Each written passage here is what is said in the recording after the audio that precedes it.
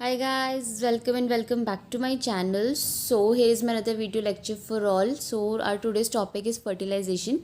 In my previous lectures I have discussed about the external genitalia and internal genitalia of the female reproductive system. So हमारा next part आता है obstetric में fertilization. तो fertilization एक बहुत important process है और एक basic process है.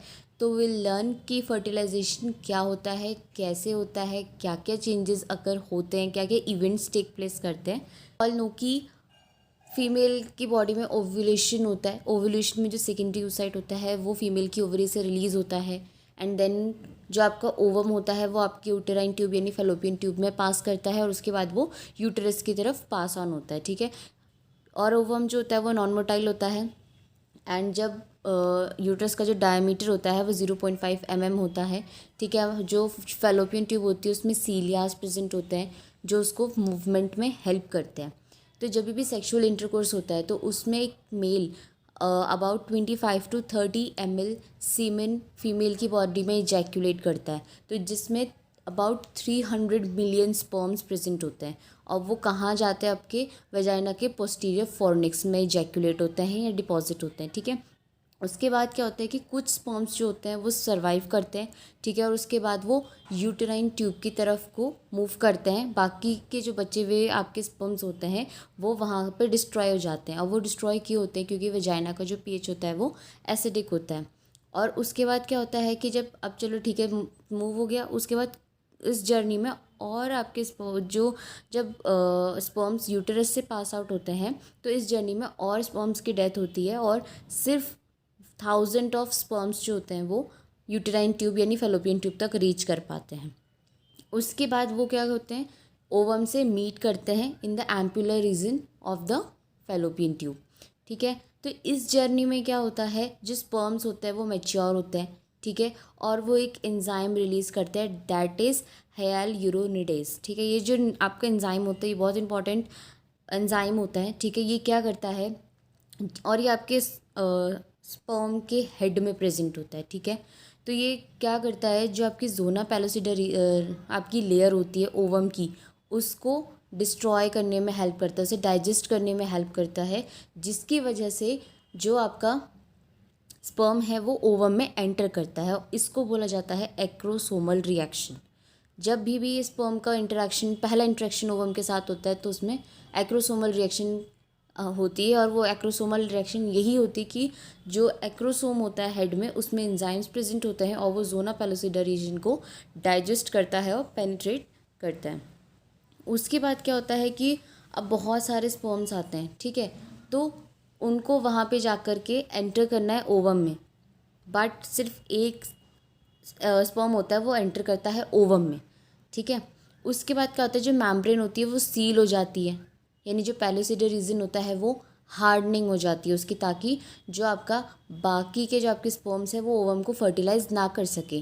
तो इसको बोला जाता है जोना रिएक्शन.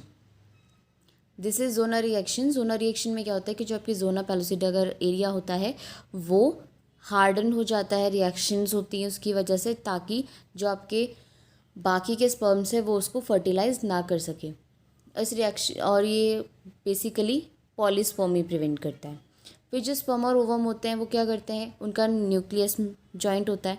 ठीक है. तो वहाँ पर क्या होता है कि माइटोसिस होती है. ठीक है. सबसे पहले क्योंकि ओवम के पास 46 है और स्पर्म के पास 46 है तो उन दोनों का प्रो न्यूक्लियाई फॉर्म होता है. फिर जब उनका प्रो न्यूक्लियाई फॉर्म होता है तो वो प्रो न्यूक्लियाई आपस में फ्यूज़ होते हैं. फ्यूज़ होते हैं तो मियोटिक डिवीजन होती है.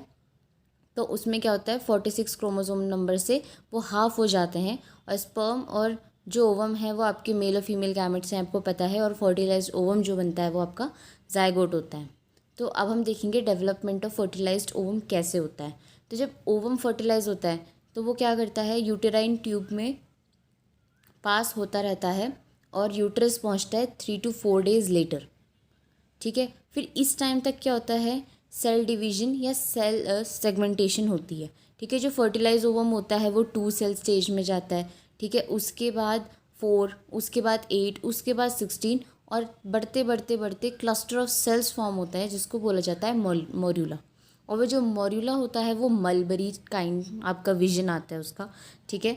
और हमेशा जब भी ये प्रोसेस होगी तो उसमें जो सेल मास होता है वो कभी भी नहीं बढ़ता है, और क्योंकि जो जोना पैलोसिडा रीजन होता है वो ओवम का साइज़ इंक्रीज नहीं होने देता है। तो दिस इज़ मॉर्यूला। जब उसके बाद क्या होता है, फ्लूइड फिल्ड कैविटी जिसको ब्लास्टोसील बोलते हैं, वो मॉर्यूला के अंदर फॉर्म होने लगती है। इसको बोला जाता है ब्लास्टोसिस्ट, ठीक है। अब इसमें आपके 3 कंटेंट आते हैं, inner cell mass, embryoblast, trophoblast और ब्लास्टोसील। ब्लास्टोसील जो है आपका वो फ्लूइड फिल्ड कैविटी है, ठीक है। उसके बाद ब्लास्टोसिस्ट के आसपास और आउटसाइड एक सिंगल लेयर बनती है सेल की, उसको बोला जाता है ट्रोफोब्लास्ट, ठीक है। और जो बाकी के जो सेल्स होते हैं जो एक साथ एक एंड पे क्लम्प हो जाते हैं उनको बोला जाता है इनर सेल मास। ये ब्लास्टोसिस्ट का स्ट्रक्चर है, ये इनर सेल मास है जो एक तरफ को क्लम्प हो गए हैं जिनको एम्ब्रियोब्लास्ट बोला जाता है। और ये जो ब्लास्टोसील के अराउंड हैं और आउटसाइड हैं दैट इज़ ट्रोफोब्लास्ट, इसलिए इसको आउटर सेल मास बोला जाता है।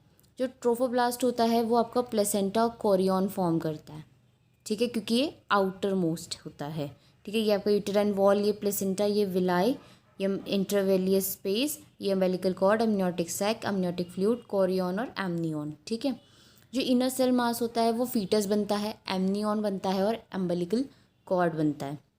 जो ट्रोफोब्लास्ट होता है वो बहुत स्टिकी हो जाता है और वो एंडोमेट्रियम से जाके अडेयर हो जाता है या जॉइन हो जाता है।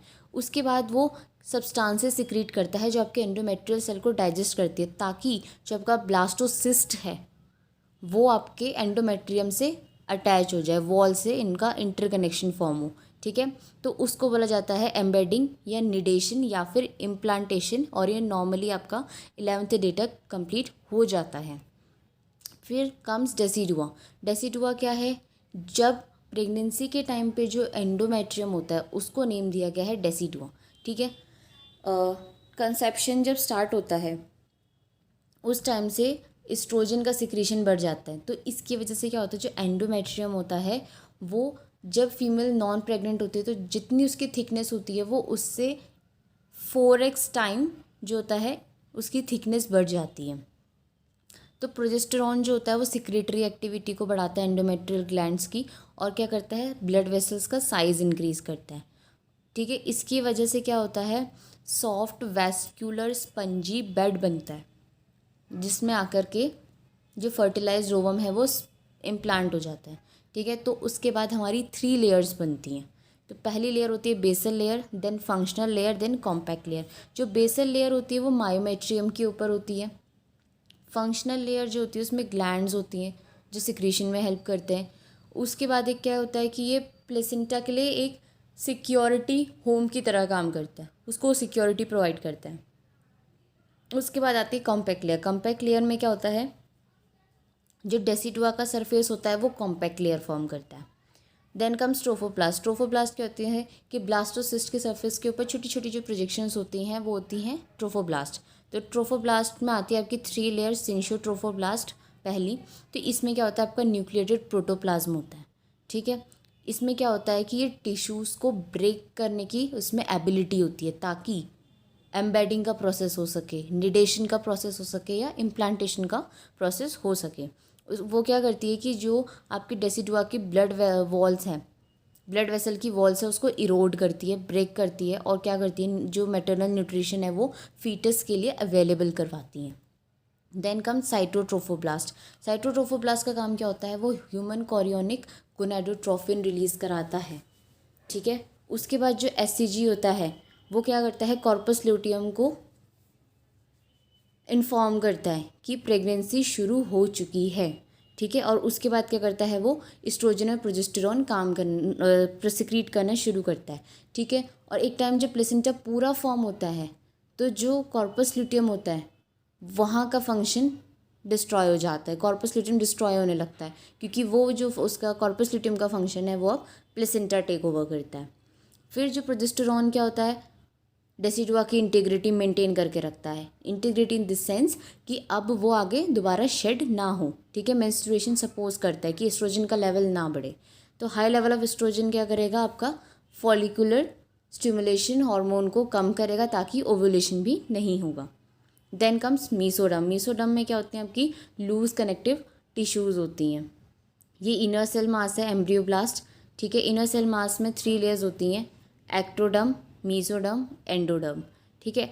एक्टोडर्म में क्या होता है, एक वो स्किन फॉर्म करता है और नर्वस सिस्टम फॉर्म करता है, ठीक है। फिर आता है मीसोडर्म। मीसोडर्म क्या करता है, ये बोन, मसल्स, ठीक है, हार्ट और ब्लड वेसल फॉर्म करता है और कुछ इंटरनल ऑर्गन्स भी फॉर्म करता है। और एंडोडर्म जो होता है वो म्यूकस मेम्ब्रेन, ग्लैंड्स, ये सब फॉर्म करता है, ठीक है। इन तीनों को एक साथ बोला जाता है एम्ब्रियोनिक प्लेट, ठीक है। उसके बाद इनर सेल मास में 2 कैविटीज़ आती हैं, ठीक है, एम्ब्रियोनिक प्लेट के दोनों तरफ।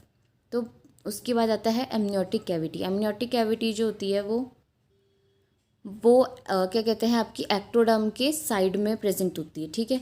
उसके बाद इसमें क्या होता है कि इसमें ये फ्लूइड भरा हुआ होता है और वो धीरे धीरे बढ़ता रहता है और वो क्या करता है एम्ब्रियो के आसपास फोल्ड आउट हो जाता है उसको क्लोज करने के लिए। फिर आता है यॉर्क सैक। यॉर्क सैक क्या होता है कि वो आपके एंडोडर्म के साइड में होता है yolk sac. Ectoderm, endoderm, mesoderm, तो एंडोडर्म के साइड में आपका यॉर्क सैक आता है। ये क्या करता है, बेबी को नरिशमेंट प्रोवाइड करता है, ठीक है। उसके बाद इम्प्लांटेशन के बाद अंटिल 8 वीक्स ये न्यूट्रिशन प्रोवाइड करता है। तो thank you so much guys, hope you all like the video. So don't forget to like, subscribe and share my channel, and if you have any queries please drop them in the comment section and keep supporting.